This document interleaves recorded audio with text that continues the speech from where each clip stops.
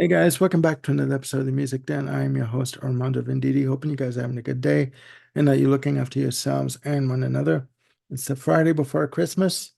Hope you guys are doing well. Hope you've got your Christmas shopping done. I've got to go finish mine today. So, perfect time for another video before I go out.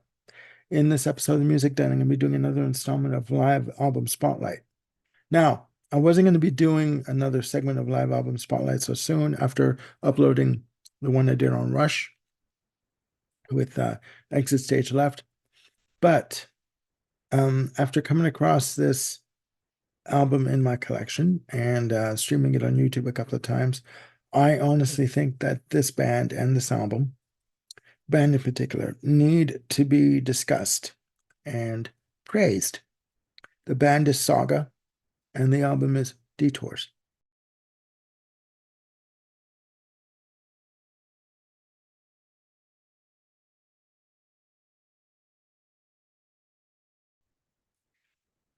Now, bear with me here, folks. When you think of the Canadian rock scene in the 70s and you think of progressive rock, you think of bands, obviously, Rush comes to mind.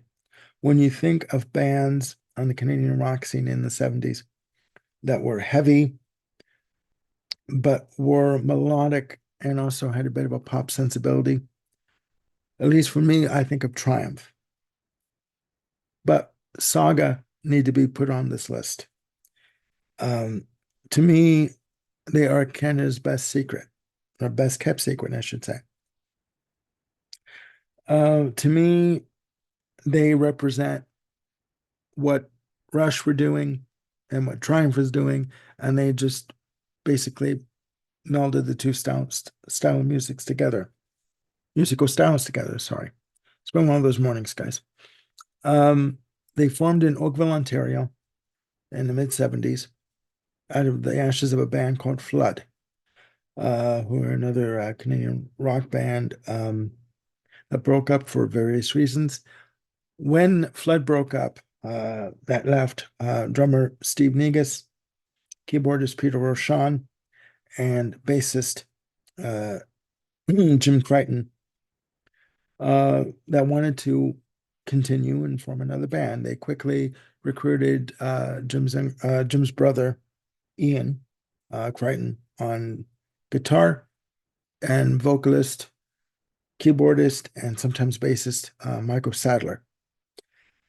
And the original name that they went under was Pockets, but I do believe that there was another band named Pockets in the States. So they settled on the name Saga. They released their debut album in April of 1978, self-titled. They have released 22 albums to date in various configurations of the band. They have been signed to labels such as Polydor, Portrait, Atlantic, Inside Out Music. But unfortunately, Saga has gone under the radar in America and to an extent Canada, which is quite disgusting. They are quite big in Germany and other European territories. Um, they, again, as I said, went under had various band members. Peter Rochon lasted for one album, the debut release, self-titled. He moved on to other projects. They got in another guy by the name of Greg Chad, who lasted for their sophomore release, Images at Twilight, fantastic album, who would later go on to work with Max Webster, another Canadian institution, in my opinion. In late 1979, they recruited a guy by the name of Jim Gilmore, fantastic instrumentalist, fantastic keyboardist, and they released a third album, Silent Night, in 1980. Now, the first run of the first three albums were released through Polydor in Canada. Then they were signed to Maze Records in Canada, and they continued their relationship with Polydor in Germany up until, I believe, the mid 90s. They did not have a taste of US success until the release of their fourth album, Worlds Apart, which was released in 1981, produced by Rupert Hine, who would also go on to produce their next release, fifth release, Heads or Tails, featuring the hits The Flyer and Catwalk and Scratching the Surface. Unfortunately, they could not sustain the success that they achieved in the US. When the video for the lead-off single from Worlds Apart, On the Loose, was released to MTV, it received considerable airplay. Cannot speak today, but I'm doing my best, guys. Their follow-up single on Worlds Apart, Wind 'Em Up, also received considerable airplay on MTV and also in Canada. These guys, these five individuals, these five musicians are sublime. Okay. The lineup of Gilmore, Negus, Sadler, and Crichton are considered to be the classic lineup of Saga. Okay. And a little footnote. There is a Canadian documentary that was done in 3 parts on the CBC for Canadian rock and pop music in the 60s, 70s, and 80s. Saga was not mentioned at all on the 70s and 80s portion of the documentary, which to me is quite disgusting and disrespectful. But I digress. Moving on to Detours. Detours was released in 1998 through SPV and Steamhammer Music. It was recorded on their 1997 European tour for the release of their album at the time, The Pleasure and the Pain.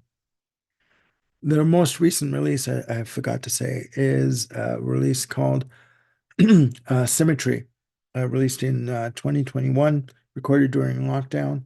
It features 12 tracks of reworked, re-recorded material in a more of acoustic format. 12 tracks that were picked through their from music through their catalog. Sublime album. Sublime album. If you want to pick up an album of melodic, sophisticated, intricate rock pop music, please pick up Symmetry. It is amazing. But back to Detours. Detours for a concert album is a fantastic release. In my video for Rush for Exit Stage Left, you remember how I said that how the tracks were banded, where they would do the fade in and fade out between tracks. There was none of that here. There is a lot of audience participation, a lot of call and response between the band and the audience. Simply fantastic. I do believe, a little side note, and forgive me for ranting here and raving, but I do believe that Michael Sadler is one of the best vocalists ever to come out of Canada, bar none, bar none. A very distinct vocal style, fantastic diction when he sings, fantastic phrasing, fantastic projection in his voice. He could sing very delicate, but he could also crack your ribs with a soaring vocal delivery like no one's business. Okay, only 2 coffees today, guys. Forgive me. So I'm going to go through the album with you. Detours starts off. Okay, it's a long album, 113 minutes and change, 22 tracks across 2 CDs. Fantastic release here. And I noticed that the tracks are kind of separated. CD1 features tracks from the earlier part of their career, and CD2 features tracks from the later part of their career up to 1997. So it starts off with the track, the introduction track, the instrumental of In the Hall of the Mountain King William, which is the band coming on stage, and they're basically introducing themselves onto the stage. Fantastic drumming from Steve Negus on this. Fantastic guitar work from Ian Crichton. Very heavy, but it gets the crowd going. A lot of audience participation, screaming and yelling, whistling. Fantastic. You really do feel you're at the concert listening to this. Then they segue into a concert favorite, How Long, from their debut album, the first track off the self-titled release. Fantastic, very high energy. The audience is going crazy. Moving into track 3 is a track off the first album called The Perfectionist. Leads off side 2 of the debut album. Sublime. 5 minutes and 51 seconds of pure poetry in terms of composition, arrangement, and execution of the track. It's basically but when I say basically, I don't mean in a bad way, but it is a rock waltz, and it tells the story of Everett Sneed, who had one great need: to do everything just right.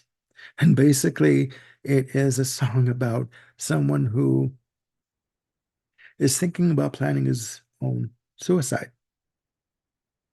But he's not only planning his suicide, he's planning on taking people with him, in that he's going to have a dinner party and plan everything just right. The perfect food, the perfect wine, the perfect setting for the perfect exit. This song has gained popularity in Latin America. Um, uh, you know, played a lot on the radio in Latin America. Up next is the fantastic track "Careful Where You Step" from Silent Night, featuring fantastic vocoder work from Jim Gilmore. Um, what I like to think about what Saga did in their music, they didn't do 20-minute music suites like Yes or Genesis or bands of that nature that would do, these sidelong epics. But what I believe they tried to do was to sort of reinvent the idea of what progressive rock was at the time. Um, and 78 was at the time when progressive rock was kind of on its way out, with bands like Yes, releasing uh, Tormato, and not having really a lot of success with the albums. But yeah, and Saga did it beautifully. After Careful Where You Step is the track Ice Nice, another composition from the debut album. Uh, Fantastic composition, very intricate in drumming and guitar lines. And what I liked about what they did with their stuff musically, with their compositions, is they tended to uh, weave both the guitar lines and the keyboard lines, the lead lines, together into one passage. So I could never tell whether it was a keyboard line on the lead or a guitar line. And sometimes it would start out as a guitar line, end up as a keyboard line on the outro of it, and vice versa. So you could never tell. And they did it beautifully and flawlessly, just amazing. After Ice Nice is a track that is a live staple and a fan favorite. One of my favorite tracks, called "Don't Be Late." Um, what they also tried to do from the very beginning is they introduced a science fiction story of involving the brain of a young Albert Einstein. And they introduced it over chapters, 16 in total, from 1978 to 2003. And this song, Don't Be Late, chapter 2, is just sublime. Clocking in at 7 minutes and 13 seconds. Starts off with Steve Negus on the hi-hat, doing double time up with, with the drumsticks on the hi-hat. And then when you do it live, or when they did it live, Michael Sadler would introduce the track. And then Jim Gilmore would come in with I called it a swirling keyboard intro. That was just amazing. With regards to the chapters, as I said, it did go over 16 chapters from 1978 to 2003. But they didn't put the chapters on the albums chronologically. They would split the chapters up and just put them out of order. So, say on uh, Images of Twilight, you would get chapter 2 and then again chapter 6 on the same album, but not in order. And then a next album, you get chapters 3 and then chapters 8, for example. I'm just saying. So you would really have to listen to the chapters in order to follow the storyline. And I should say, in 2005, there was another live release through SPV in Steamhammer called The Chapters Live. I have that as well. Fantastic. Where they would do the chapters from 1 to 16 in chronological order. And that was the last release that would feature Steve Negus on drums. But I digress. Fantastic version of Don't Be Late on this. The audience is involved, screaming, singing, going ballistic. After Don't Be Late is the interview from Worlds Apart. Basically, what I'm taking from this track is someone is being told, listen, times have moved on. You need to realize that your time for what you're doing in your life is over. You need to move on. You know, repeating the one lyric, why can't you let go? Meaning, why can't you just let someone else take up the reins and continue what you're doing, what you were doing with your work? Okay. Fantastic. Heavy, intricate, melodic, brilliant. Up next is the second single from Worlds Apart, Wind 'Em Up. Beautiful. Done exquisitely, fantastic. The one thing that Saga has been accused of, or that I've read, is that their albums, studio albums, were guilty of being too much keyboard oriented and electronic percussion led. Um, but in concert, it was more of a live feel, like live drums. Not that they didn't use Linn drums or Sin drums, I should say. Uh, but in concert, they used more, in the later years, they used more live drumming and more guitar-based tracks. Like the guitar was more prominent when they would do the songs live. Fantastic version of Wind Me Up. Next up is a song called Welcome to the Zoo, from the 90s. Fantastic track, very heavy. Next up is another track called Take a Chance from the 85 release Behavior, second track on the studio album. Beautiful, beautiful, heavy in spots, but also melodic as all get out. Next up is an instrumental featuring Jim Gilmore on the piano and keyboards, and it's called Williams Walkabout. And what it is he's taken sections of images from Images at Twilight, the lead-off track, chapter 1 of the chapters, and has integrated it with sections of No Stranger, chapter 7, I believe, from Worlds Apart. So he's basically a beautiful track, beautiful arrangement. He's basically using it as a bit of a respite for the band. Up next is the final track on CD1 called The Cross released from their 1995 album, Generation 13, their one and only concept album. You would think a band that would have released uh, 22 albums over their career, that they would have released more than one concept album. But this track is fantastic, very heavy, uh, featuring a dual vocal um, between Michael Sadler and Jim Gilmore. Fantastic, amazing. That ends disc one. Long album, right? Very long. Disc two starts off with a beautiful rendition of the single Scratching the Surface from Heads or Tails. Um, it's a Jim Gilmore composition, clocking in at 5 minutes, 26 seconds. Exquisite, beautiful, amazing.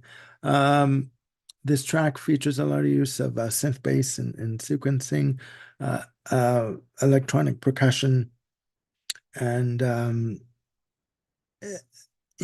as I say, they were sort of guilty of doing that or accused of doing too much of that in the studio. But you know what? For this track, it worked. Um, and it's a beautiful track. It did not do well on the charts. I think it reached the top 60s on the charts when it came out. It's a radio staple to this day, FM radio staple.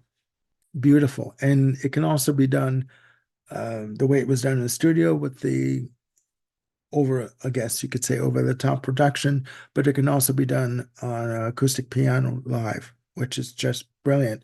Up next is their one single that they're well known for, On the Loose. Amazing, amazing track. The one thing I will say is Michael Sadler is famous for letting the audience uh, take the lead on vocal, for singing on the choruses. Some people would say he does it too much. But you know what?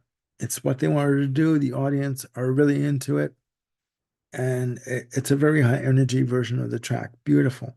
Up next is first of three acoustic tracks that they did. And when they do these tracks, you can also just picture them sitting at the front of the stage. You would have probably Michael Sadler probably sitting in the center on a stool with an acoustic guitar. Also, Jim Crichton and Ian Crichton on acoustic guitars. The one thing about this band is, and I forgot to mention this, they're all multi-instrumentalists. There is a video on YouTube called the live broadcast. There's two versions of it, featuring Saga in Dortmund, Germany in 1981 on the two concerts and featuring them in 1981 in Dortmund, Germany on the Silent Night tour and on the Worlds Apart tour. As they're performing, they're like running around playing various instruments between, keyboards and drums and guitars and synth bass and mini moog between Michael Sadler, Jim Crichton, and Jim Gilmore. They're all running around doing different instrumentation, and they do it flawlessly. They do it amazingly. Um, Track three, as I was going to say, the Security of Illusion from their 1993 album of the same name. Fantastic rendition of this. The audience is really involved with singing the choruses and finishing off the lyric lines for Michael Sadler. Just amazing. When I hear these tracks, the acoustic tracks, I think of Queen when they would do Love of My Life and 39. And later when they would do the 60s medley with Hello Mary Lou and You're So Square and Tutti Frutti.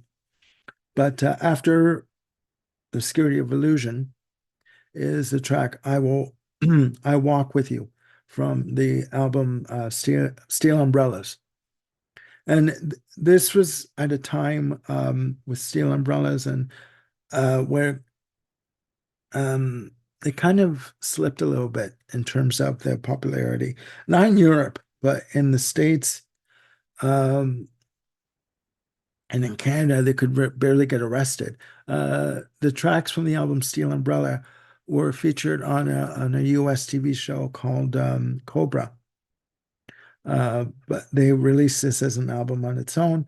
After I Walk with You is another track from Worlds Apart, Time's Up, which is again done acoustically. The three tracks are done acoustically, fantastically. So, just clocking in at 2 minutes and 11 seconds, and basically it's talking about somebody who is thinking that they're wasting their life, that they're missing opportunities, and they want to move on. They want to do things before their time is up, before it's too late for them to do anything that they want to try in their life.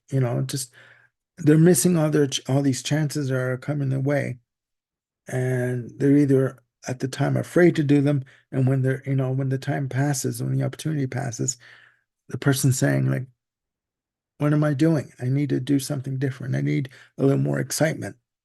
Um, Again, a fantastic version of this song. Keep saying fantastic, but there's no other way to describe these songs. Next up is a track 6, another track from a track from the Pleasure and Pain album called Heaven Can Wait. Uh, um, this is where the band comes back in and basically finishes off the show. Beautiful, heavy melodic song. Next up is the track The Flyer from Heads or Tails from '83. Um, Fantastic, beautiful, uh, heavy song. Uh, Michael Sadler's vocals soaring on this track. And this is where another song where the audience takes over on the choruses and he lets them, right? It's just amazing. And it was a single from Heads or Tails. It did fare pretty well in the US. That and another track called Catwalk from Heads or Tails. After the Flyer is a reworking of a track called You're Not Alone. The original version appeared on Images at Twilight. They did a reworking of this track for the album The Pleasure and the Pain, more of a rock-oriented track as opposed to the original track, which featured various keyboard passages, uh, just intricate time signature changes, etc. What they did for this track live was they combined the two versions, so it was kind of like a hybrid between the original and the remake. But the thing is, they would start off with the remake version with the guitar intro, and they would end up with um, the original version from Images of Twilight. Fantastic, beautiful. The audience is involved. They basically sing the choruses. There's a breakdown section where you know Michael Sadler says, "Okay, we're going to do it this way," and okay, I'll sing it, then you sing it back to me, and they do it. It's just great. Clocking in at 7 minutes and 43 seconds. After that is another track from Worlds Apart. Worlds Apart is featured quite heavily on this album. It's called Framed, and just a beautiful track. To me, it's almost like a conversation between someone and their conscience, right? Like, I've been framed. You did this to me, and then, their conscience is responding, no, you're to blame for what happened in your life. I didn't do anything. Um, Great track. Um, the album, the show ends with a 12 minute, 2-second version of Humble Stance. Humble Stance is a track, fan favorite, that was on um, the debut, featuring Michael Sadler on bass. As I said, they were all multi-instrumentalists. Uh, just fantastic, bouncy track, heavy drums, heavy keyboard presence, beautiful, almost percussive guitar work from Ian Crichton. Just brilliant, brilliant. So, yeah, that's the album. 22 tracks in total. Again, clocking in at 113 minutes and change. Very heavy, very audience involved. You know, remember how I said in the previous video of a Rush Exit Stage Left, how the album does suffer from lack of audience uh, feedback or audience noise. That this album does not do that. It flows beautifully. It plays beautifully from track 1 to track 22. It is fantastic. Just the right amount of audience participation and band participation, and the combination of both. You're in for a good time when you hear this. I picked this up on Amazon for like $50 a couple of years ago. I only heard about it a couple of years ago. But you can get it on Discogs for another like $52. And you can also stream it on YouTube. So please, once you've heard the album, or if you know the album, please put your comments down there, down below in the comment section, and let me know what you think of Detours and what you think of Saga. Um, Not to beat a dead horse, but as I said before, to me, Saga are Canada's best kept secret. They deserve a lot more attention and a lot more respect from what I feel they've been given from the Canadian fan base, from the Canadian media overall, um, and in North America overall, and in the US. So please let me know what you think of Detours and what you think of Saga, and please look after yourselves and one another. Click the notification bell to keep yourselves on top of any new content that I've got coming up. This probably will be my last video until after Christmas, because people get busy with Christmas and celebrations. So I want to wish everybody out there very Merry Christmas, Happy Holidays, Buon Natale, Joyeux Noël, and I will see you soon with another video. Please look after yourselves and one another. I love you all. Thank you. Bye bye.